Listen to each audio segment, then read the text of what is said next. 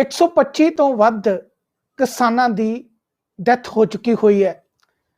ਲੱਖਾਂ ਦੀ ਤਾਦਾਦ ਦੇ ਵਿੱਚ ਕਿਸਾਨ ਪੂਰੇ ਭਾਰਤ ਭਰ ਤੋਂ ਦਿੱਲੀ ਦੇ ਦਰਵਾਜ਼ੇ ਦੇ ਉੱਤੇ ਬੈਠੇ ਹੋਏ ਨੇ। ਅੱਜ 50 ਦਿਨ ਤੋਂ ਵੱਧ ਦਾ ਸਮਾਂ ਹੋ ਚੁੱਕਾ ਹੋਇਆ। 26 ਤਰੀਕ ਨੂੰ ਟਰੈਕਟਰ ਮਾਰਚ ਦਿੱਲੀ ਦੇ ਵਿੱਚ ਹੋਣਾ ਹੈ। ਸਰਕਾਰ ਕਹਿੰਦੀ ਹੈ ਕਿ ਤੁਸੀਂ ਦੰਗਾਈ ਬਣ ਜਾਓਗੇ। ਲੋਕ ਕਹਿੰਦੇ ਨੇ ਕਿ ਅਸੀਂ ਤੇ ਆਪਣੇ ਹੱਕ ਦੀ ਗੱਲ ਕਰਨ ਆਏ ਹਾਂ। ਅਸੀਂ ਭਾਰਤ ਦੇ ਵਾਸੀ ਹੈਗੇ ਆ। 26 ਜਨਵਰੀ ਨੂੰ ਸਾਡਾ ਵੀ ਦਿਹਾੜਾ ਹੈਗਾ, ਸਾਡਾ ਵੀ ਗਣਤੰਤਰ ਦਿਵਸ ਹੈ। ਤੁਸੀਂ ਆਪਣੇ ਤਰੀਕੇ ਨਾਲ ਮਨਾਉਂਦੇ ਹੋ, ਅਸੀਂ ਆਪਣੇ ਤਰੀਕੇ ਨਾਲ ਮੰਗਾਵਾਂਗੇ, ਪਰ ਦੱਸਾਂਗੇ ਦੁਨੀਆ ਨੂੰ ਕਿ ਅਸੀਂ ਸ਼ਾਂਤਮਈ ਵੀ ਹੈਗੇ ਆ। ਲੰਮੇ ਸਮੇਂ ਤੋਂ ਦਿੱਲੀ ਦੀ ਸਰਕਾਰ ਅਤੇ ਖਾਸ ਤੌਰ ਤੇ ਕੇਂਦਰ ਦੇ ਵਿੱਚ ਜਿਹੜੇ ਮੰਤਰੀ ਹੈਗੇ ਨੇ, ਉਹ ਇਹ ਇਲਜ਼ਾਮ ਲਾਉਂਦੇ ਸਨ ਕਿ ਇਹ ਲੋਕ ਸ਼ਾਂਤਮਈ ਨਹੀਂ ਰਹਿ ਸਕਦੇ ਤੇ ਕਿਤੇ ਨਾ ਕਿਤੇ ਨੁਕਸਾਨ ਕਰਨਗੇ। ਦਿੱਲੀ ਦੀ ਪੁਲਿਸ ਵੀ ਅਦਾਲਤ ਦੇ ਵਿੱਚ ਚਲੀ ਜਾਂਦੀ ਹੈ ਤੇ ਕਹਿੰਦੀ ਹੈ ਕਿ ਇਹਨਾਂ ਨੂੰ ਇੱਥੋਂ ਹਟਾਓ, ਕਿਉਂਕਿ ਹੋ ਸਕਦਾ ਕਿ ਇਹ 26 ਜਨਵਰੀ ਨੂੰ ਕੁਛ ਨਾ ਕੁਛ ਖਰਾਬੀ ਕਰ ਦੇਣ। ਕਿਸਾਨ ਕਹਿੰਦੇ ਨੇ ਕਿ ਅਸੀਂ ਖਰਾਬੀ ਕੋਈ ਨਹੀਂ ਕਰਨੀ, ਸਾਨੂੰ ਡਰ ਹੈ ਕਿ ਸਰਕਾਰ ਦੇ ਕੁਝ ਸ਼ਰਾਰਤੀ ਲੋਕ ਸਾਡੇ ਚ ਵਿੱਚ ਵੜ ਕੇ ਸ਼ਰਾਰਤ ਨਾ ਕਰ ਜਾਣ ਤੇ ਕਿਸਾਨਾਂ ਨੂੰ ਬਦਨਾਮ ਨਾ ਕਰ ਦੇਣ। ਪਰ ਕਿਸਾਨ ਕਹਿੰਦੇ ਨੇ ਕਿ ਸਾਡੀ ਸਿਕਿਉਰਿਟੀ ਪੁਖਤਾ ਹੈ। ਅਸੀਂ ਆਪਣੇ ਵਲੰਟੀਅਰਸ ਨੂੰ ਖੜਾ ਕਰ ਦਿੱਤਾ ਹੈ ਤੇ ਅਸੀਂ ਆਪਣੇ ਵਲੰਟੀਅਰਸ ਨੂੰ ਇਹ ਬੇਨਤੀ ਕੀਤੀ ਹੈ ਕਿ ਕਿਸੇ ਵੀ ਸ਼ਰਾਰਤੀ ਨੂੰ ਆਪਣੇ ਤੱਕ ਨਾ ਆਉਣ ਦਿਓ।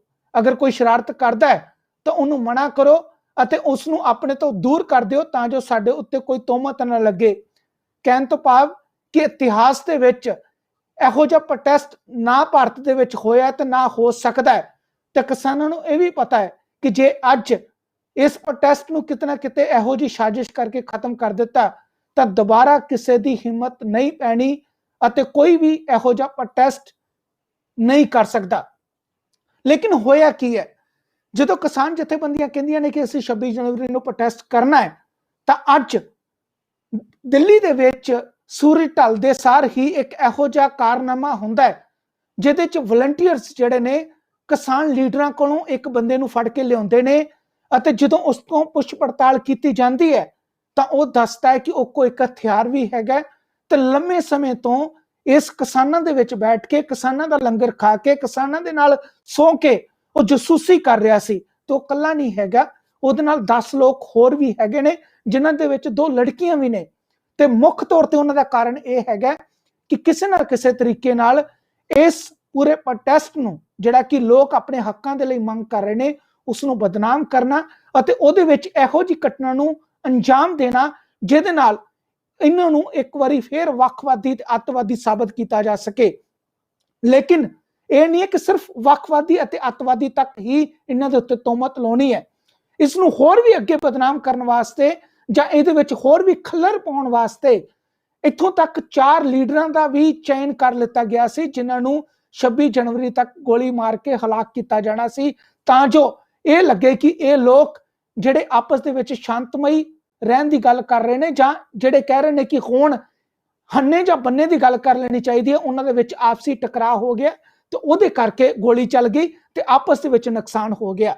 ਇਹ ਕਿੰਨਾ ਖਤਰਨਾਕ ਹੈ, ਇਹ ਵਿਉਂਤ ਕਿਹਦੀ ਹੋ ਸਕਦੀ ਹੈ, ਇਹ ਚਾਲ ਕਿੰਨੀ ਚੱਲੀ ਹੈ ਜਾਂ ਇਹ ਅਗਰ ਇਹ ਆਦਮੀ ਫੜਿਆ ਨਾ ਜਾਂਦਾ ਤਾਂ ਇਹਦਾ ਨੁਕਸਾਨ ਕਿਹਨੂੰ ਚੱਲਣਾ ਪੈਂਦਾ ਜਾਂ ਕਿੱਥੋਂ ਤੱਕ ਇਹਦਾ ਨੁਕਸਾਨ ਹੋ ਸਕਦਾ ਸੀ।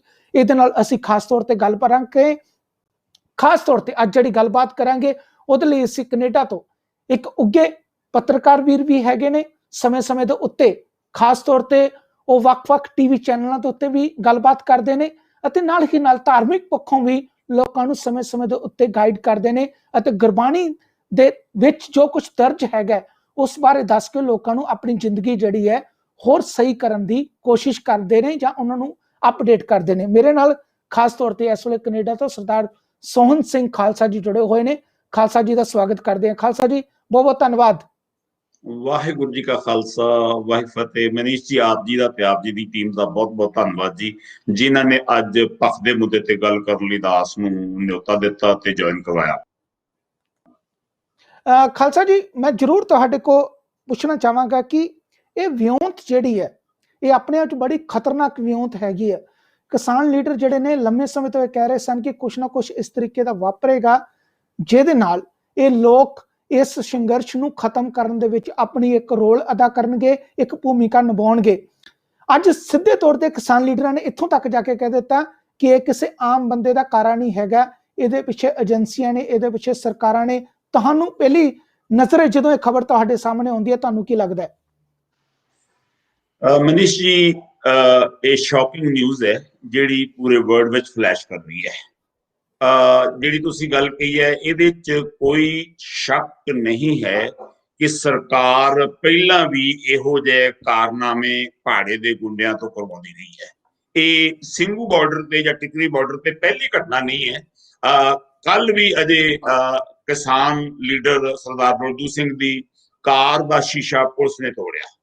ਸਾਡੇ ਕੋਲ ਪਹਿਲਾਂ ਵੀ ਇਦਾਂ ਦੀਆਂ ਘਟਨਾਵਾਂ ਨੇ ਜਦੋਂ ਸਰਕਾਰੀ ਗੁੰਡੇ ਪੁਲਿਸ ਦੀ ਵਰਦੀ ਪਾ ਕੇ ਆਮ ਲੋਕਾਂ ਤੇ ਤਸ਼ੱਦਦ ਕਰਦੇ ਰਹੇ ਨੇ ਇਸ ਬੀਜੇਪੀ ਦੇ ਰਾਜ ਦੇ ਵਿੱਚ। ਹੁਣ ਕੁਝ ਇੱਕ ਦਿਨ ਪਹਿਲਾਂ ਦੀ ਗੱਲ ਕਰਦਾ, 3-4 ਦਿਨ ਪੁਰਾਣੀ ਗੱਲ ਹੈ। ਸਿੰਘੂ ਬਾਰਡਰ ਤੇ ਹੀ ਇੱਕ ਟੈਂਟ ਨੂੰ ਅੱਗ ਲਾ ਦਿੱਤੀ ਗਈ ਰਾਤ ਨੂੰ, ਉਹ ਵੀ 2 ਵਜੇ। 2 ਬੰਦੇ ਭੱਜ ਗਏ ਤੇ ਇੱਕ ਬੰਦਾ ਫੜਿਆ ਗਿਆ। ਉਹਦੀ ਹਜੇ ਤੱਕ ਵੀ ਪਛਾਣ ਜਿਹੜੀ ਸਰਕਾਰ ਨੇ ਨਹੀਂ ਦੱਸੀ ਉਹ ਕੌਣ ਸੀ। ਇਸ ਕਰਕੇ ਸਰਕਾਰ ਕਿਸੇ ਵੀ ਹੱਦ ਤੱਕ ਗਿਰ ਸਕਦੀ ਹੈ। ਮੈਨੂੰ ਉਹ ਗੱਲ ਯਾਦ ਆਉਂਦੀ ਹੈ, ਬਹੁਤ ਸਾਰੇ ਵਿਦਵਾਨਾਂ ਨੇ ਉਹ ਗੱਲ ਕਹੀ ਹੈ ਕਿ ਬਰੇਲੀ ਦੇ ਬਾਜ਼ਾਰ 'ਚ ਝੁਮਕਾ ਉਹਨਾਂ ਨਹੀਂ ਸੀ ਗਿਰਿਆ ਜਿੰਨੀ ਸਰਕਾਰ ਗਿਰ ਚੁੱਕੀ ਹੈ। ਅਸਲ ਵਿੱਚ ਮਨੀਸ਼ ਜੀ ਇਹਦੇ 'ਚ ਇੱਕ ਸਾਜ਼ਿਸ਼ ਦਾ ਮੈਂ ਖੁਲਾਸਾ ਹੋਰ ਕਰਨਾ ਚਾਹੁੰਦਾ। ਅਸਲ 'ਚ ਜਿਹੜੀ ਸਰਕਾਰ ਦੀ ਪਲੈਨਿੰਗ ਸੀ ਉਹ ਇਹ ਹੋਣੀ ਹੈ, ਕੁਝ ਬੰਦਿਆਂ ਤੋਂ ਕਿਸਾਨ ਲੀਡਰਾਂ ਨੂੰ ਗੋਲੀ ਮਰਵਾਈ ਜਾਵੇ, ਉਹਨਾਂ ਦੇ ਪਿੱਛੇ ਕੁਝ ਹੋਰ ਬੰਦੇ ਖੜੇ ਕੀਤੇ ਹੋਏ ਨੇ ਜਿਨ੍ਹਾਂ ਨੇ ਕੀਤੇ ਹੋਏ ਹੋਣਗੇ, ਜਿਨ੍ਹਾਂ ਨੇ ਉਹਨਾਂ ਬੰਦਿਆਂ ਨੂੰ ਗੋਲੀ ਮਾਰਨੀ ਸੀ ਜਿਨ੍ਹਾਂ ਨੇ ਕਿਸਾਨ ਲੀਡਰ ਸਾਹਿਬਾਨ ਨੂੰ ਗੋਲੀਆਂ ਮਾਰ ਕੇ ਸ਼ਹੀਦ ਕਰਨਾ ਸੀ। ਕਿਉਂਕਿ ਸਰਕਾਰ ਦੇ ਕੋਲ ਜਦੋਂ ਕਿਸੇ ਕੋਲੋਂ ਕੰਮ ਨਿਕਲ ਜਾਂਦਾ, ਮੈਂ ਤੇ ਉਹਨਾਂ ਨੌਜਵਾਨਾਂ ਨੂੰ ਜਿਹੜੇ ਸਰਕਾਰ ਦੇ ਕਹਿਤ ਇਦਾਂ ਦੇ ਕੰਮ ਕਰਦੇ ਨੇ ਚੰਦ ਸਿੱਕਿਆਂ ਦੇ ਬਦਲੇ, ਉਹਨਾਂ ਨੂੰ ਵੀ ਆਗਾਹ ਕਰਨਾ ਚਾਹੁੰਦਾ ਵੀ ਸਰਕਾਰ ਨੇ ਤੁਹਾਨੂੰ ਵੀ ਮਾਰ ਦੇਣਾ। ਕਿਸਾਨ ਲੀਡਰ ਤੁਹਾਡੀ ਲੜਾਈ ਲੜ ਰਹੇ ਆ, ਕਿਸੇ ਹੋਰ ਦੀ ਲੜਾਈ ਨਹੀਂ ਲੜ ਰਹੇ। ਪੈਕਟਾਂ ਦੇ ਵਿੱਚ ਤੁਸੀਂ ਵੀ ਦੇਖਿਆ, ਮੈਂ ਵੀ ਦੇਖਿਆ, 8 ਰੁਪਏ ਕਿਲੋ ਮੱਕੀ ਖਰੀਦਣ ਤੋਂ ਬਾਅਦ 150 ਰੁਪਏ ਦਾ ਲੈਬਲ ਲੱਗ ਕੇ ਵਿਕ ਰਿਹਾ। ਇਸ ਕਰਕੇ ਮਨੀਸ਼ ਜੀ, ਕਦੀ ਸੋਚਿਆ ਸੀ ਤੁਸੀਂ ਜਾਂ ਅਸੀਂ ਕਿ ਸਰਕਾਰਾਂ, ਜਿਹਦਾ IT ਸੈੱਲ, ਜਿਹਦੀ ਪੁਲਿਸ, ਜਿਨ੍ਹਾਂ ਦੀ ਪੋਲੀਟੀਕਲ ਪਾਰਟੀ ਤੇ ਮੈਂ ਤੇ ਗੁੰਡੇ ਕਹਾਂਗਾ, ਗੁੰਡੇ, ਇੰਨੇ ਲੋਕ ਇਕੱਠੇ ਹੋ ਕੇ ਇੱਕ ਕਿਸਾਨ ਐਜੀਟੇਸ਼ਨ ਨੂੰ ਮਟਾਉਣ ਤੇ ਲੱਗੇ ਹੋਏ ਨੇ। ਪਰ ਇੱਥੇ ਮੈਂ ਇੱਕ ਗੱਲ ਦੀ ਦਾਤ ਦੇਵਾਂਗਾ, ਕਿਸਾਨ ਖਾਲਸਾ ਜੀ ਅਗਰ ਜੀ ਖਾਲਸਾ ਜੀ, ਮੈਂ ਜ਼ਰੂਰ ਇੱਕ ਚੀਜ਼ ਤੁਹਾਡੇ ਕੋਲ ਸਮਝਣਾ ਚਾਹੁੰਦਾ ਕਿ ਅਗਰ ਆਪਾਂ ਇਹਨੂੰ ਖੁੱਲ ਕੇ ਅਗਰ ਗੱਲ ਕਰੀਏ ਤਾਂ ਇਹ ਕੋਈ ਪਹਿਲੀ ਗ੍ਰਿਫਤਾਰੀ ਜਿਹੜੀ ਹੈ ਕਿਸਾਨਾਂ ਵੱਲੋਂ ਨਹੀਂ ਕੀਤੀ ਗਈ।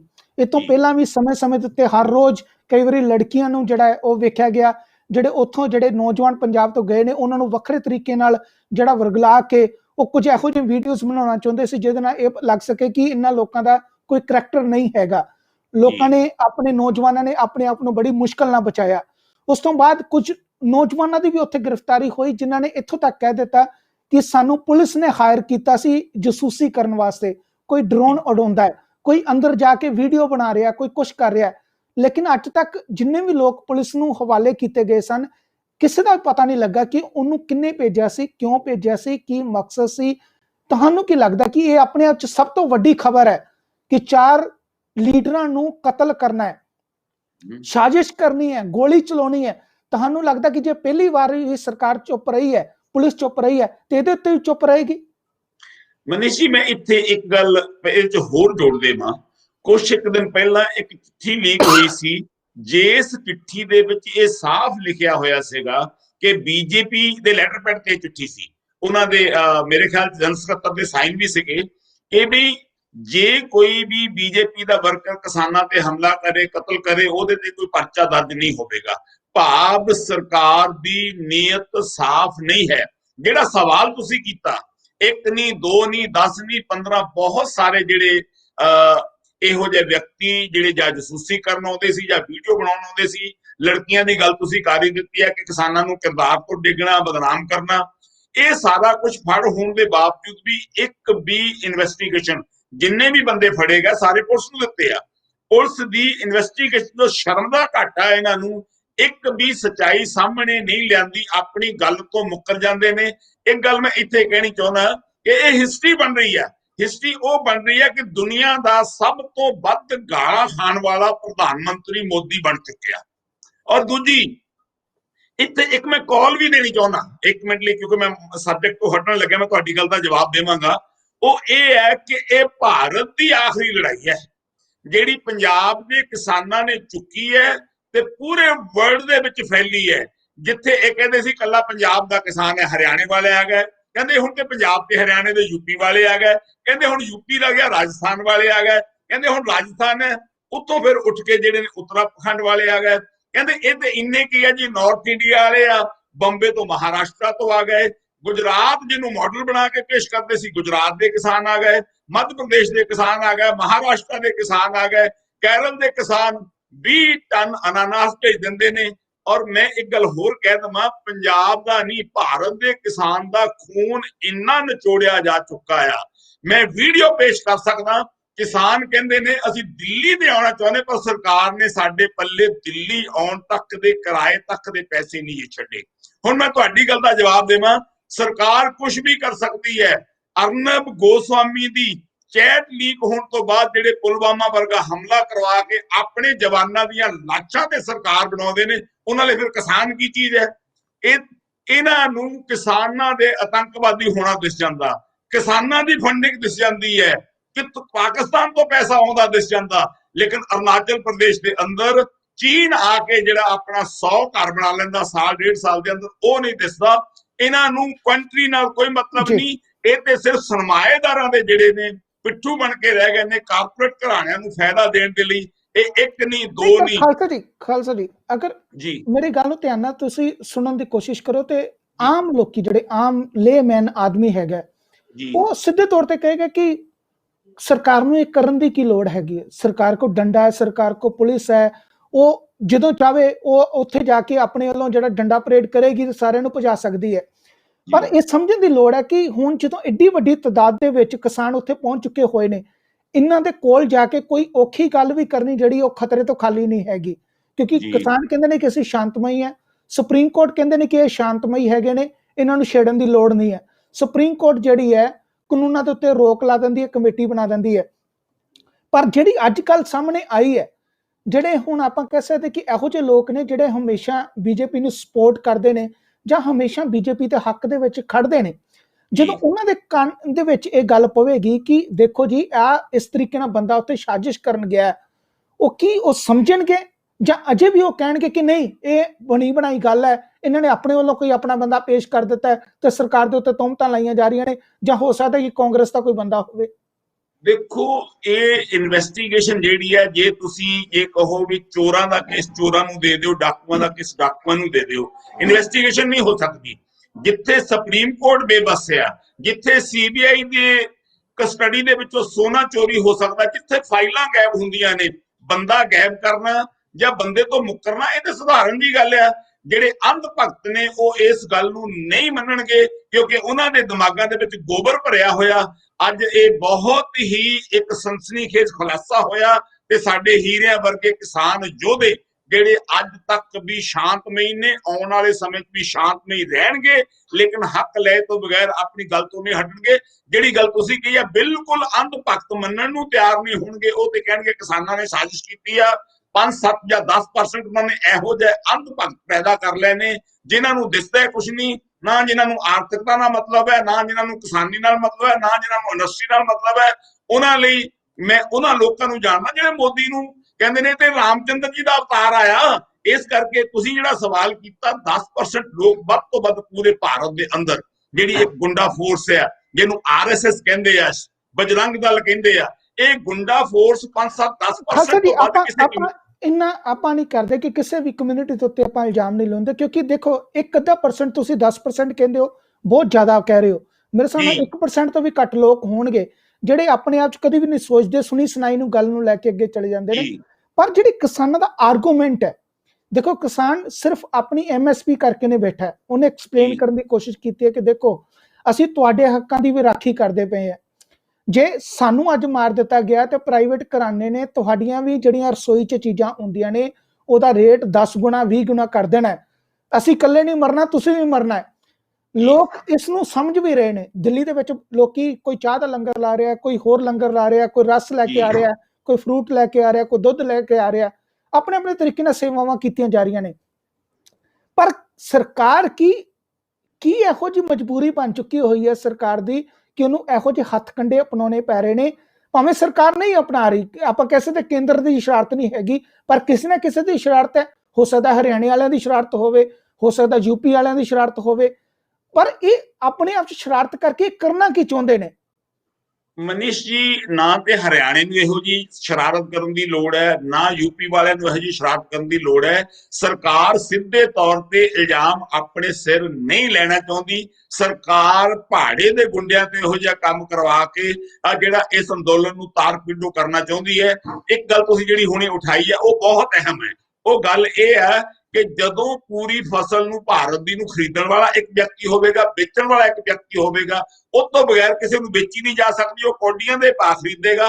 ਪਰ ਜਦੋਂ ਇਕੱਲੇ ਕੋਲ ਸਟਾਕ ਹੋ ਗਿਆ, ਜਿਹਨੇ 150 ਤੋਂ ਜ਼ਿਆਦਾ ਵੱਡੇ ਵੱਡੇ ਸੈਲੋ ਪੂਰੇ ਇੰਡੀਆ ਦੇ ਅੰਦਰ ਬਣਾ ਚੁੱਕਿਆ, ਹੋਰ ਬਣ ਰਹੇ ਨੇ, ਜਦੋਂ ਵੇਚਣ ਵਾਲਾ ਵੀ ਇੱਕ ਵਿਅਕਤੀ ਹੋਏਗਾ, ਫਿਰ ਭਾਰਤ ਦੇ ਲੋਕਾਂ ਨੂੰ ਚਾਹੀਦਾ ਕਿ ਉਹ ਜਾਗ ਜਾਣ। ਤੁਸੀਂ ਦਾਣੇ ਦਾਣੇ ਤੋਂ ਮੁਹਤਾਜ ਹੋ ਜਾਓਗੇ। ਕਿਸਾਨ ਸਿਰਫ ਆਪਣੀ ਲੜਾਈ ਨਹੀਂ ਲੜ ਰਿਹਾ, ਆਪਣੀ ਹੋਂਦ ਦੇ ਉੱਤੇ ਨਹੀਂ ਉਹ ਪਹਿਰਾ ਦੇ ਰਿਹਾ, ਉਹ ਤੇ ਪੂਰੇ ਭਾਰਤ ਨੂੰ ਬਚਾਉਣ ਦੀ ਲੜਾਈ ਲੜ ਰਿਹਾ। ਤੇ ਤੁਹਾਡੇ ਵਰਗੇ ਸੁਹਿਰਦ ਪੱਤਰਕਾਰ ਜਿਨ੍ਹਾਂ ਨੇ ਇਹੋ ਜਿਹਾ ਮੁੱਦਿਆਂ ਨੂੰ ਚੁੱਕਿਆ, ਤੁਸੀਂ ਇਹਦੇ ਲਈ ਵਧਾਈ ਦੇ ਪਾਤਰ ਹੋ, ਕਿਉਂਕਿ ਅਸੀਂ ਢੰਡੋਰਚੀ ਆ, ਅਸੀਂ ਹੋਕਾ ਦੇਣਾ, ਤੁਸੀਂ ਵੀ ਹੋਕਾ ਦੇ ਰਹੇ ਹੋ, ਤੇ ਸਾਡਾ ਕੰਮ ਹੈ ਜਗਾਉਣਾ। ਇਹ ਇੱਥੇ ਇਹ ਜਿਹੜੇ ਚੌਕੀਦਾਰ ਨੇ, ਜਿਹੜੇ ਚੋਰ ਬਣ ਚੁੱਕੇ ਨੇ, ਉਹ ਅਲੱਗ ਨੇ, ਪਰ ਅਸੀਂ ਜਾਗਦੀ ਜ਼ਮੀਰ ਵਾਲੇ ਚੌਕੀਦਾਰ ਆ। ਅਸੀਂ ਆਪਣੀ ਗੱਲ ਨੂੰ ਠੋਕ ਵਜਾ ਕੇ ਕਹਿੰਦੇ ਆ। ਮੈਂ ਤੇ ਕਹਿੰਦਾ ਸਹੀ ਸਮੇਂ ਤੇ ਸਹੀ ਪ੍ਰੋਗਰਾਮ ਤੁਸੀਂ ਜਿੰਨੇ ਵੀ ਕੀਤੇ ਨੇ ਅੱਜ ਤੱਕ ਦਾ, ਇਸ ਗੱਲ ਦਾ ਮੈਂ ਤੁਹਾਡਾ ਫੈਨ ਹੈ, ਕਿਉਂਕਿ ਤੁਸੀਂ ਜੁਰਤ ਦੇ ਨਾਲ ਆਪਣੀ ਗੱਲ ਨੂੰ ਰੱਖਿਆ। ਅੱਜ ਵੀ ਕਿਸਾਨਾਂ ਦਾ ਇਹ ਮੁੱਦਾ ਆ, ਇਸ ਕਰਕੇ ਭਾਰਤ ਦੇ ਲੋਕਾਂ ਨੂੰ ਜਗਾਉਣ ਲਈ ਅਸੀਂ ਹੋਕਾ ਦਿੰਦੇ ਆ। ਸਰਕਾਰ ਨੂੰ ਲੋੜ ਇਸ ਕਰਕੇ ਆ ਕਿ ਸਰਕਾਰ ਇਸ ਵੇਲੇ ਥਰ-ਥਰ ਕੰਬਦੀ ਹੈ। ਨਿਊਜ਼ੀਲੈਂਡ, ਆਸਟ੍ਰੇਲੀਆ, ਕੈਨੇਡਾ, ਅਮਰੀਕਾ, ਕਿੱਥੇ ਕਿੱਥੇ ਵੀ ਇਹਦਾ ਚਰਚਾ ਨਹੀਂ ਹੋਇਆ। UNO ਹਰੇਕ ਜਗ੍ਹਾ ਤੇ ਦਾ ਚਰਚਾ ਆ। ਵਰਲਡ ਹਿਸਟਰੀ ਬਣੀ ਹੈ। ਵਰਲਡ ਦਾ ਸਭ ਤੋਂ ਵੱਡਾ ਅੰਦੋਲਨ ਸ਼ਾਂਤਮਈ, ਜਿਹਨੂੰ ਅੱਗ ਲਾਉਣ ਦੀ ਕੋਸ਼ਿਸ਼ ਸਰਕਾਰ ਕਰ ਰਹੀ ਹੈ। ਕਿਸਾਨ ਲੀਡਰਾਂ ਨੂੰ ਸ਼ਹੀਦ ਕਰਨ ਦੀ ਕੋਸ਼ਿਸ਼ ਕਰ ਰਹੀ ਹੈ। ਭਾਰਤ ਸਰਕਾਰ ਅੰਦਰੋਂ ਬਿਲਕੁਲ ਡਰੀ ਹੋਈ ਹੈ। ਬਿਲਕੁਲ ਇਹ ਅੰਦੋਲਨ ਜਿਹੜਾ ਇਕੱਲਾ ਆਪਣੇ ਆਪ 'ਚ ਕਿਹਾ ਜਾਵੇ ਤਾਂ ਭਾਰਤ 'ਚ ਨਹੀਂ ਹੋ ਰਿਹਾ, ਅੱਜ ਪੂਰੀ ਦੁਨੀਆ ਦੇ ਵਿੱਚ ਹੋ ਰਿਹਾ। ਪਰ ਇਹ ਸ਼ਾਬਾਸ਼ੀ ਹੈ ਸਾਡੀ ਲੀਡਰਸ਼ਿਪ ਦੀ, ਜਿਨ੍ਹਾਂ ਨੇ ਅਜੇ ਤੱਕ ਇਸ ਨੂੰ ਸ਼ਾਂਤਮਈ ਰੱਖਿਆ ਤੇ ਨੋਨ ਪੋਲੀਟੀਕਲ ਬਣਾ ਕੇ ਰੱਖਿਆ ਕਿ ਅਜੇ ਇਹਦੇ ਵਿੱਚ ਕਿਸੇ ਵੀ ਪੋਲੀਟੀਕਲ ਪਾਰਟੀ ਨੂੰ ਲਾਹਾ ਨਹੀਂ ਲੈਣ ਦਿੱਤਾ ਗਿਆ। ਲੇਕਿਨ ਹੁਣ 26 ਤੱਕ ਦਾ ਜਿਹੜਾ ਆਪਣਾ ਟਾਈਮ ਹੈਗਾ, 72 ਘੰਟੇ ਦੇ ਵਿੱਚ ਹੈਗੇ ਨੇ। 72 ਘੰਟਿਆਂ ਦੇ ਵਿੱਚ ਜਿਸ ਤਰੀਕੇ ਦੀਆਂ ਸਾਜ਼ਿਸ਼ਾਂ ਸ਼ੁਰੂ ਹੋ ਚੁੱਕੀਆਂ ਹੋਈਆਂ ਨੇ, ਉਹਦੇ 'ਚ ਤੁਹਾਨੂੰ ਲੱਗਦਾ ਕਿ ਹੁਣ ਕਿਸ ਤਰੀਕੇ ਨਾਲ ਬਚਣਾ ਪਵੇਗਾ, ਕਿੰਨਾ ਹੋਰ ਸੁਚੇਤ ਹੋਣ ਦੀ ਲੋੜ ਹੈ? ਅਤੇ ਖਾਸ ਤੌਰ ਤੇ ਜਿਹੜੇ ਸਾਡੇ ਵੀ ਕੁਝ ਇਹੋ ਜਿਹੇ ਲੀਡਰ ਹੈਗੇ ਨੇ ਜਿਹੜੇ ਬਿਨਾਂ ਸੋਚੇ ਸਮਝੇ ਕਹਿ ਦਿੰਦੇ ਨੇ ਚੱਕ ਦਿਓ ਫੱਟੇ, ਛੱਡਣਾ ਨਹੀਂ ਚਾਹੀਦਾ, ਜਿਹੜਾ ਵੀ ਅੱਗੇ ਆ ਗਿਆ ਬੈਰੀਕੇਡ ਤੋੜਾਂਗੇ, ਅਸੀਂ ਝੰਡਾ ਲੈ ਕੇ ਉੱਥੇ ਜਾਵਾਂਗੇ, ਅਸੀਂ ਝੰਡਾ ਲੈ ਕੇ ਇੱਧਰ ਜਾਵਾਂਗੇ। ਅੱਜ ਉਹਨਾਂ ਤੋਂ ਵੀ ਗਰੇਜ਼ ਕਰਨ ਦੀ ਲੋੜ ਹੈ। ਉਹਨਾਂ ਨੂੰ ਵੀ ਆਪਣੀ ਉਸ ਬੋਲੀ ਦੇ ਉਹਨਾਂ ਸ਼ਬਦਾਂ ਤੋਂ ਪਾਸੇ ਹਟਣ ਦੀ ਲੋੜ ਹੈ, ਕਿਉਂਕਿ ਸਰਕਾਰ ਜਿਹੜੇ ਸ਼ਬਦ ਲੱਭਦੀ ਹੈ ਉਹ ਸ਼ਬਦ ਇਹ ਦੇ ਕੇ ਇਸ ਤਰੀਕੇ ਦਾ ਕਾਂਡ ਕਰਵਾ ਰਹੇ ਨੇ। ਮਨੀਸ਼, ਕਿਸਾਨ ਲੀਡਰਸ਼ਿਪ ਇਸ ਗੱਲ ਤੋਂ ਬਹੁਤ ਸੁਚੇਤ ਹੈ। ਜਦੋਂ ਲੀਡਰਾਂ ਨੇ ਇਹੋ ਜਿਹਾ ਬਿਆਨ ਦਿੱਤੇ, ਜਿਹੜੇ ਇੱਕ ਲੀਡਰਾਂ ਨੇ ਗੈਰ ਜ਼ਿੰਮੇਵਾਰਾਨਾ ਬਿਆਨ ਦਿੱਤੇ, ਸਾਂਝੀ ਕਮੇਟੀ ਬੈਠ ਕੇ ਉਹਦੇ ਉੱਤੇ ਸਪਸ਼ਟੀਕਰਨ ਦਿੱਤਾ ਗਿਆ ਕਿ ਅਸੀਂ ਤਿਰੰਗਾ ਲਾ ਕੇ ਟਰੈਕਟਰ ਮਾਰਚ ਕਰਨੀ ਹੈ, ਅਸੀਂ ਇਸ ਦੇਸ਼ ਦੇ ਵਸਿੰਦੇ ਆ, ਅਸੀਂ ਕੋਈ ਫालतू ਗੱਲ ਨਹੀਂ ਜੇ ਕਰਨੀ। ਇਸ ਕਰਕੇ ਜਿਹੜੇ ਗੈਰ ਜ਼ਿੰਮੇਵਾਰਾਨਾ ਬਿਆਨ ਆ, ਉਹਦੇ ਪਿੱਛੇ ਕਈ ਵਾਰੀ ਤੇ ਬਿਆਨ ਦੇ ਦਿੱਤੇ ਜਾਂਦੇ ਆ। ਇਹਨੂੰ ਅਸੀਂ ਅਣਗਹਿਲੀ ਕਹਿ ਸਕਦੇ ਹਾਂ, ਗੈਰ ਜ਼ਿੰਮੇਵਾਰੀ ਕਹਿ ਸਕਦੇ ਹਾਂ। ਕਈ ਵਾਰੀ ਉਹਨਾਂ ਦੇ ਬਿਆਨਾਂ ਨੂੰ ਬੀਜੇਪੀ ਦਾ ਜਿਹੜਾ ਸੈੱਲ ਆ, IT ਸੈੱਲ ਆ, ਉਹ ਤਰੋੜ ਕੇ ਪੇਸ਼ ਕਰਦਾ। ਬੀਜੇਪੀ ਦੇ IT ਸੈੱਲ ਨੂੰ ਇੰਨੀ ਮਹਾਰਤ ਹੈ, ਉਹ ਜਿੰਦਾ ਬੰਦੇ ਨੂੰ ਮੁਰਦਾ ਤੇ ਮਰੇ ਹੋਏ ਨੂੰ ਜਿੰਦਾ ਸਾਬਤ ਕਰਨ ਦੀ ਮਹਾਰਤ ਰੱਖਦਾ। ਇਹਨਾਂ ਨੇ ਪੂਰਾ ਖਾਲਸਾ ਜੀ ਜੇ ਅੱਜ ਬੀਜੇਪੀ ਦੇ ਹੱਥ IT ਸੈੱਲ ਆਇਆ ਤੇ ਇਹ IT ਸੈੱਲ ਪਹਿਲਾਂ ਕਾਂਗਰਸ ਲੈ ਕੇ ਆਈ ਹੈ, ਕਾਂਗਰਸ ਤੋਂ ਬਾਅਦ Aam Aadmi party IT cell ਨੂੰ ਲੈ ਕੇ ਆਈ ਹੈ।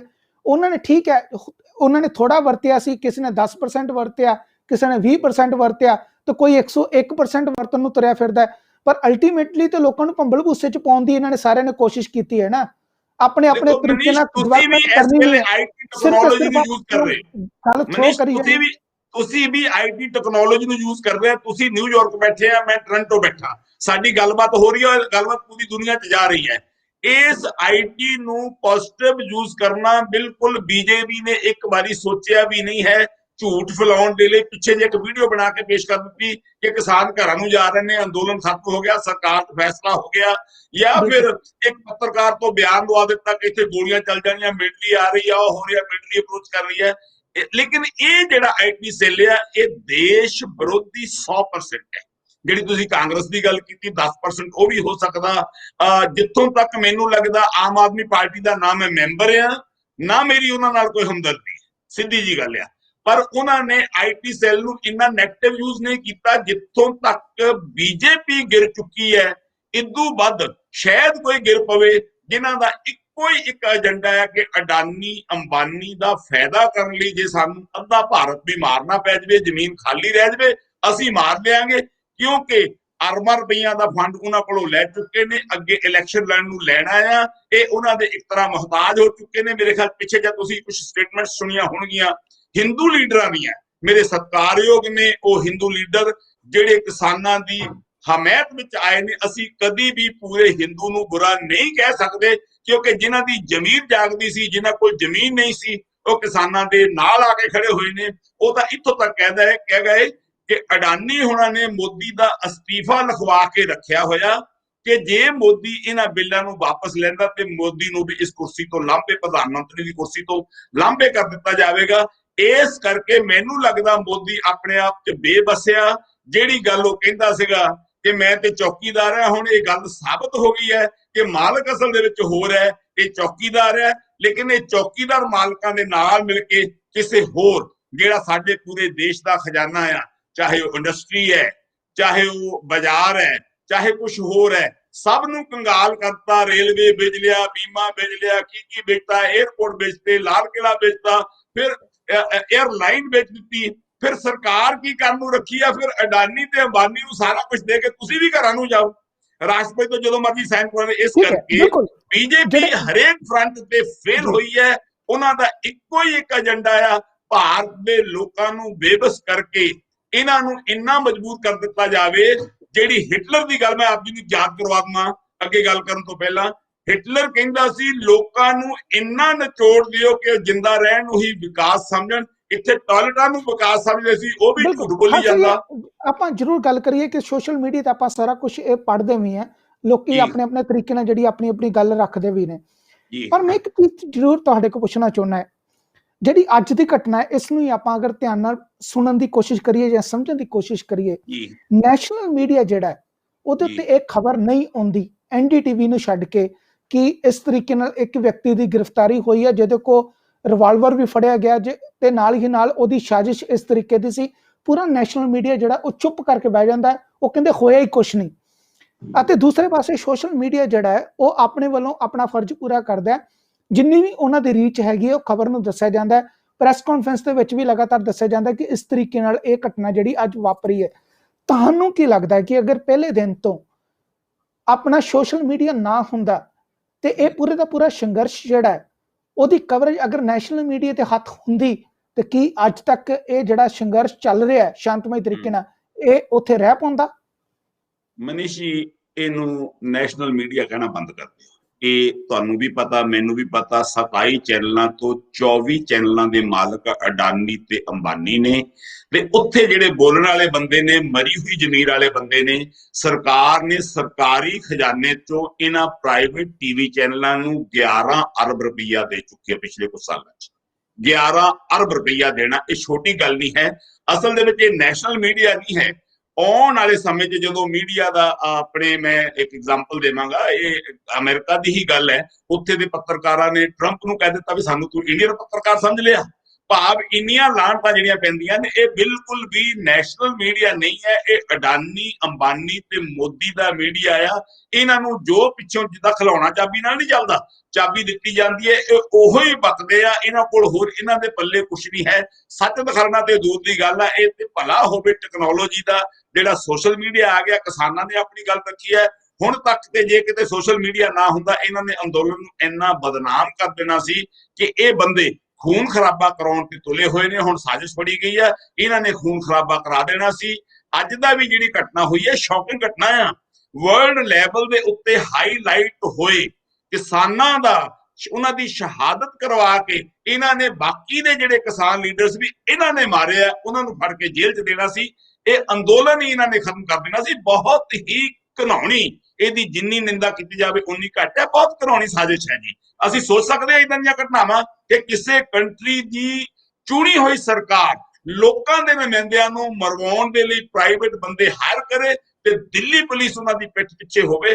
ਸ਼ਰਮ ਨਾਲ ਡੁੱਬ ਕੇ ਮਰ ਜਾਣਾ ਚਾਹੀਦਾ ਇਹਨਾਂ ਨੂੰ। ਔਰ ਇੰਨੇ ਬੇਨਕਾਬ ਹੋਣ ਤੋਂ ਬਾਅਦ ਵੀ ਜਿਹੜੇ ਤੁਰੇ ਫਿਰਦੇ ਨੇ ਔਰ ਟੀਵੀ ਤੇ ਮਿੱਤਰੋ ਮਿੱਤਰੋ ਕਹਿ ਕੇ ਸੰਬੋਧਨ ਕਰਦੇ ਨੇ। ਮਿੱਤਰ ਉਹ ਹੁੰਦੇ ਨੇ ਜਿਹੜੇ ਦੂਜਿਆਂ ਲਈ ਆਪਣਾ ਖੂਨ ਤੱਕ ਦੇ ਦਿੰਦੇ ਨੇ, ਪਰ ਇਹ ਮਿੱਤਰ ਨੇ।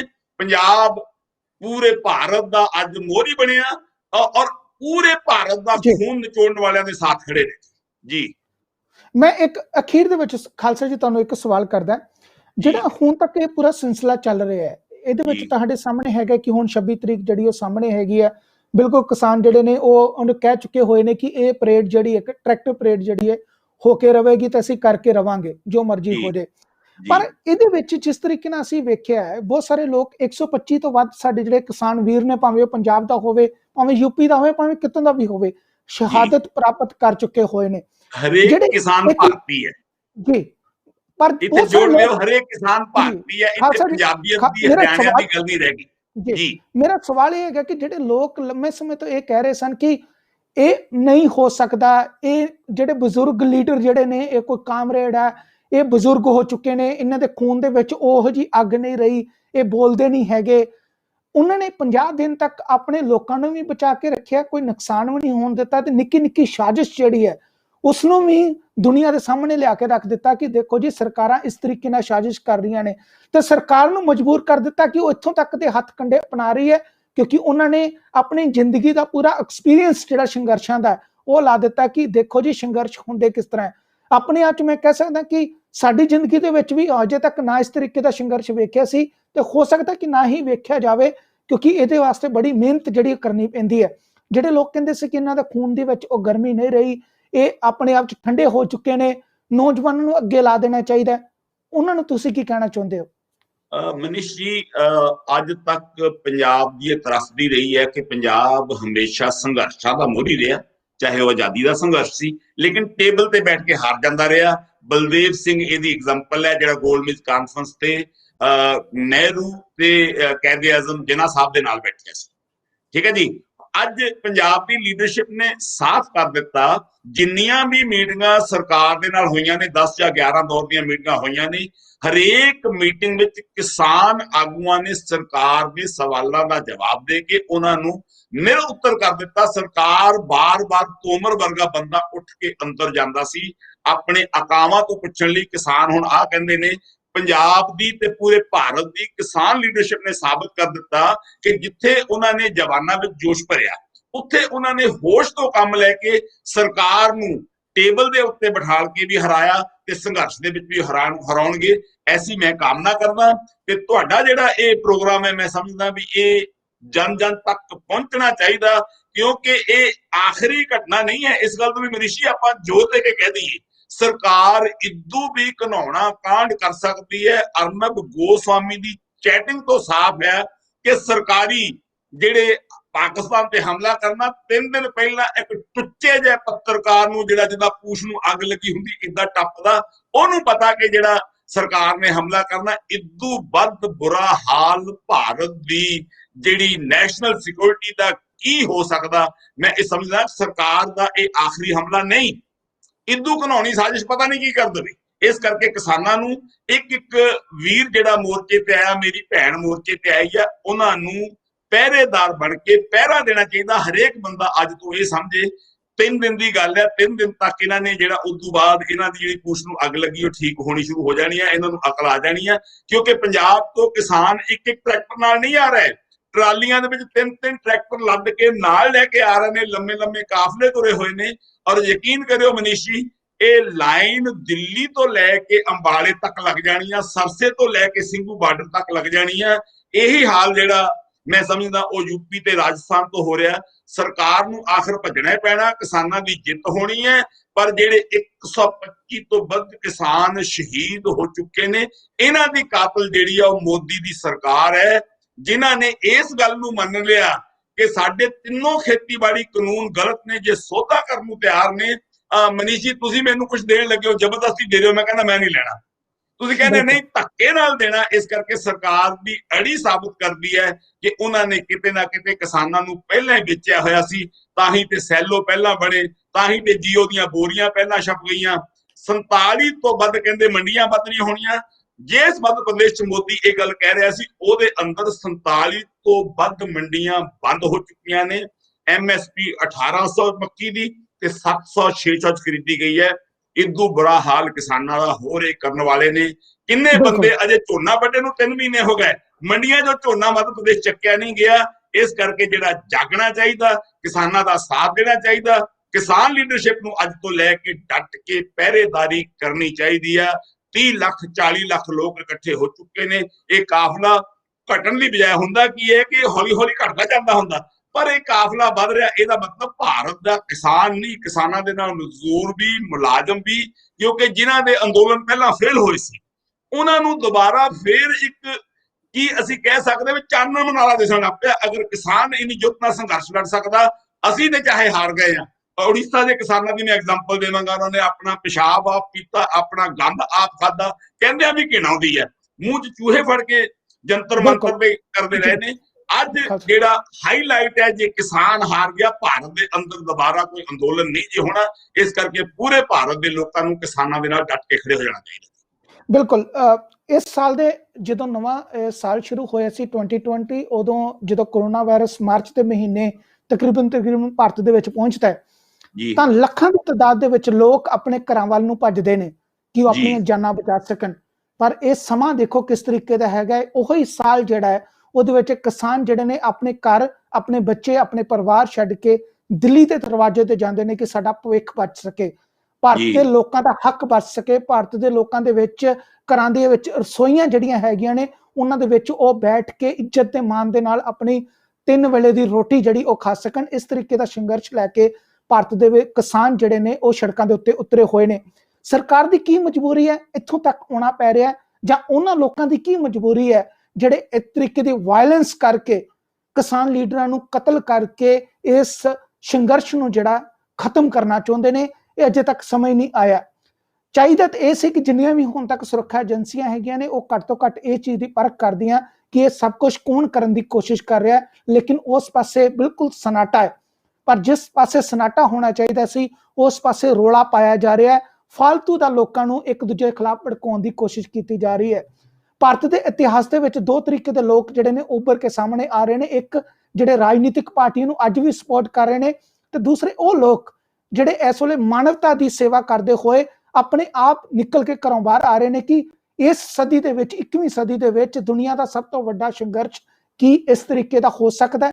ਇਹ ਵੀ ਆਪਣੇ ਆਪ 'ਚ ਕਹਿ ਸਕਦੇ ਕਿ ਇਹ ਸਿਹਰਾ ਜਿਹੜਾ ਪੰਜਾਬੀਆਂ ਦੇ ਮੱਥੇ ਦੇ ਉੱਤੇ ਵੱਜਾ ਹੈ ਕਿ ਉਹਨਾਂ ਨੇ ਇਹਨਾਂ ਹਾਲਾਤਾਂ ਦੇ ਵਿੱਚ ਵੀ ਆਪਣੇ ਆਪ ਨੂੰ ਜਿਹੜਾ ਹੈ ਪਿੱਛੇ ਨਹੀਂ ਕੀਤਾ, ਅਤੇ ਅੱਜ ਵੀ ਮਾਨਵਤਾ ਦੀ ਸੇਵਾ ਦੇ ਵਾਸਤੇ, ਆਪਣੇ ਹੱਕਾਂ ਦੇ ਵਾਸਤੇ, ਆਪਣੀਆਂ ਆਉਣ ਵਾਲੀਆਂ ਪੀੜ੍ਹੀਆਂ ਦੇ ਹੱਕਾਂ ਦੇ ਵਾਸਤੇ ਉਹ ਅੱਜ ਖੁੱਲੇ ਅਸਮਾਨ ਹੇਠ ਜਿਹੜਾ ਜਾ ਕੇ ਪ੍ਰਦਰਸ਼ਨ ਕਰ ਰਹੇ ਨੇ। ਕੋਸ਼ਿਸ਼ ਇਹ ਹੋਣੀ ਚਾਹੀਦੀ ਹੈ ਕਿ ਇਸ ਲੜਾਈ ਨੂੰ ਵੱਡਾ ਨਾ ਕੀਤਾ ਹੋਇਆ ਆਪਣੇ ਆਪ 'ਚ ਸ਼ਾਂਤਮਈ ਤਰੀਕੇ ਦੇ ਨਾਲ ਇਸ ਨੂੰ ਨਿਬੇੜਿਆ ਜਾਵੇ। ਅਤੇ ਜਿਹੜੀਆਂ ਸਰਕਾਰਾਂ ਚੁੱਪ ਕਰਕੇ ਬੈਠੀਆਂ ਨੇ ਕਿ ਤੁਸੀਂ ਆਪਣੀ ਕਰ ਲਓ, ਅਸੀਂ ਆਪਣੀ ਕਰ ਲਾਂਗੇ, ਅਲਟੀਮੇਟਲੀ 3 ਸਾਲਾਂ ਬਾਅਦ ਫਿਰ ਲੋਕਾਂ ਦੇ ਦਰਵਾਜ਼ੇ ਦੇ ਉੱਤੇ ਜਾਣਾ ਪੈਣਾ ਹੈ। ਜੇ ਉਦੋਂ ਲੋਕਾਂ ਨੇ ਤੁਹਾਡੇ ਵਾਲੇ ਸ਼ਬਦ ਤੁਹਾਡੇ ਉੱਤੇ ਕਹਿ ਦਿੱਤੇ ਤਾਂ ਫਿਰ ਕੀ ਹਾਲਾਤ ਹੋਣਗੇ। ਅੱਜ ਸਮਝਣ ਦੀ ਲੋੜ ਹੈ ਕਿ ਆਪਾਂ ਇਸ ਚੀਜ਼ ਨੂੰ ਬੜੀ ਸ਼ਾਂਤਮਈ ਤਰੀਕੇ ਨਾਲ ਹੱਲ ਕਰਨ ਦੀ ਕੋਸ਼ਿਸ਼ ਕਰੀਏ। ਅਤੇ ਜਿਹੜੇ 2 ਪਰਿਵਾਰਾਂ ਦੇ ਉੱਤੇ ਬਾਰ-ਬਾਰ ਇਲਜ਼ਾਮ ਲੱਗਦਾ ਹੈ ਕਿ ਇਹਨਾਂ ਦੇ ਕਰਕੇ ਇਹ ਸਾਰੇ ਦਾ ਸਾਰਾ ਖੇਤੀ ਪ੍ਰਬੰਧ ਜਿਹੜਾ ਉਹਨਾਂ ਨੂੰ ਦੇਣ ਦੀ ਕੋਸ਼ਿਸ਼ ਕੀਤੀ ਜਾ ਰਹੀ ਹੈ, ਅੱਜ ਉਹ ਲੋਕ ਜਿਹੜੇ ਨੇ ਇਸੇ ਹੀ ਹਾਲਾਤਾਂ ਦੇ ਵਿੱਚ ਜਦੋਂ ਲੋਕਾਂ ਨੂੰ ਆਪਣੀ ਰੋਟੀ ਦੇ ਲਾਲੇ ਪਏ ਨੇ, ਕੋਈ ਆਪਣੀ ਜਾਇਦਾਦ ਨੂੰ 10% ਵੇਚ ਕੇ 1.5 ਲੱਖ ਕਰੋੜ ਆਪਣੇ ਖਾਨੇ ਦੇ ਵਿੱਚ ਪਾ ਰਿਹਾ, ਦੂਸਰਾ ਜਿਹੜਾ ਹੈ ਉਹ 10% ਵੇਚ ਕੇ ਜਿਹੜਾ ਹੈ ਤਕਰੀਬਨ 74,000 ਕਰੋੜ ਭਾਰਤ ਦਾ ਜਿਹੜਾ ਰੁਪਈਆ ਹੈ ਉਹ ਆਪਣੇ ਖਜ਼ਾਨੇ ਦੇ ਵਿੱਚ ਪਾ ਰਿਹਾ। ਲੋਕ ਤਰਾਹੀ ਕਰ ਰਹੇ ਨੇ। ਉਹ ਕਹਿ ਰਹੇ ਨੇ ਕਿ ਅਸੀਂ ਦੁਨੀਆ ਦੇ 6ਵੇਂ ਸਭ ਤੋਂ ਅਮੀਰ ਬੰਦੇ ਬਣ ਗਏ, ਕੋਈ ਕਹਿੰਦਾ ਕਿ ਮੈਂ 10ਵਾਂ ਅਮੀਰ ਬੰਦਾ ਬਣ ਗਿਆ। ਅੱਜ ਕੋਸ਼ਿਸ਼ ਕਰਨੀ ਚਾਹੀਦੀ ਹੈ ਕਿ ਅਸੀਂ ਮਨੁੱਖਾਂ ਦੀਆਂ ਜ਼ਿੰਦਗੀਆਂ ਦੀ ਕਦਰ ਕਰਨੀ ਸਿੱਖੀਏ। 125 ਲੋਕਾਂ ਦੀ ਸ਼ਹਾਦਤ ਅਗਰ ਕਿਸੇ ਡਿਵੈਲਪ ਮੁਲਕ ਦੇ ਵਿੱਚ ਹੋਈ ਹੁੰਦੀ ਤਾਂ ਹੁਣ ਤੱਕ ਸਰਕਾਰਾਂ ਡਿੱਗ ਗਈਆਂ ਹੁੰਦੀਆਂ। ਪਰ ਕੀ ਕਰੀਏ, ਹਾਲਾਤ ਤੁਹਾਡੇ ਸਾਹਮਣੇ ਨੇ। ਅੱਜ ਵੀ ਲੋਕ ਜਿਹੜੇ ਨੇ ਚਿੱਟੇ ਮਲਮਲ ਦੇ ਕੁੜਤੇ ਪਜਾਮੇ ਪਾ ਕੇ ਕਹਿੰਦੇ ਨੇ कि हमसे बढ़िया राज कोई और नहीं कर सकता और हम करके बताएंगे।